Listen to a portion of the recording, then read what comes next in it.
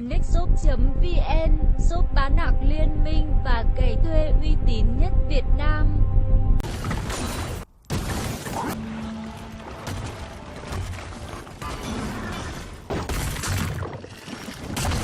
Is it on? Name's Orn. No further pleasantries needed. This is a waste of my time. Incoming! Job complete.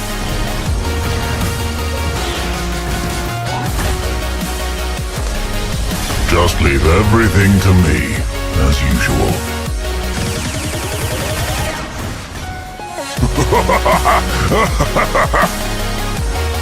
You like that?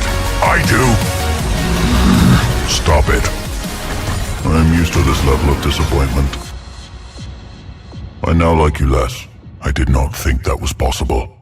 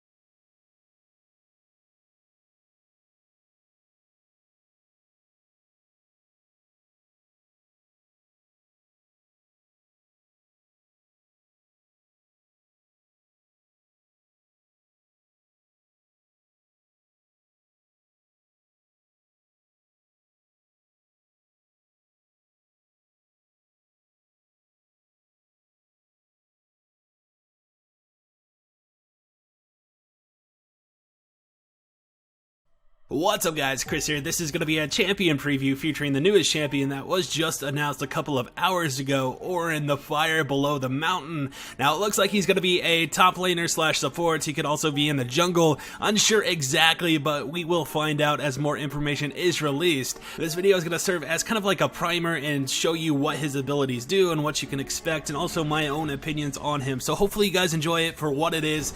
Without further ado, let's get started. Starting out with his passive, which is probably one of the most interesting and unique things about him, and not just him, but the game in general. It's a new concept which allows Orin to actually build his own items in his lane and not have to go back to base to buy those items. He can just build them as he gets the gold and pretty much stay in lane as long as he's not harassed, I guess. Out of lane, he can just stay there and continually upgrade and build items as he farms. So that's really cool and interesting. There's also a passive part of his passive called Master Craftsman, which allows Orin and his teammates to have access to special upgrades for select items in the shop. Now keep in mind, at the time of making this video, Orin hasn't been released to the PvE, so it's still unclear about what these upgrades are going to entail, what they're going to do, and what they're going to be able to bring to the game, but it's an interesting concept to say the least. So let's move on to his next ability. Orin's Q is called Volcanic Rupture. Orin slams the ground, sending out a fissure that deals physical damage and slows enemies. After a small delay, a magma pillar forms at the target location, functioning like a tiny wall for a few seconds. Now, from my first glance of this ability, it does look like it's going to be a narrower skill shot, so it will take practice to be able to aim it properly. And they have kind of confirmed that the wall, the tiny wall that it forms at the end, is similar to an Anivia wall or a Trundle pillar, but it's obviously much smaller. So it will serve a purpose in the sense if you're chasing somebody down and you place it in front of them and kind of cut them off unexpectedly, they will be forced to go around it. Or if you use it with other obstructions like an Anivia wall or a Trundle pillar, and you place it in addition of those obstructions, you can cut off an escape route if somebody gets around the pillar. If there's a hole in the wall, you can place it in that hole, or place it to the right or the left of the pillar, wherever the enemy is going to escape, and kind of cut off their escape route. So it'll be fun and interesting to see what people pull off with this ability.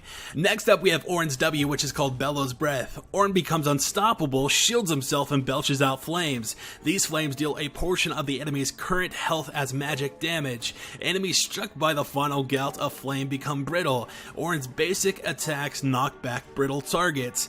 Now, brittle is the passive part of Bellows Breath. When brittle, enemies suffer a portion of their maximum health as bonus damage when struck by immobilizing effects. Immobilizing effects also last longer when used on brittle enemies. Now, this is really interesting and obviously a new mechanic to League.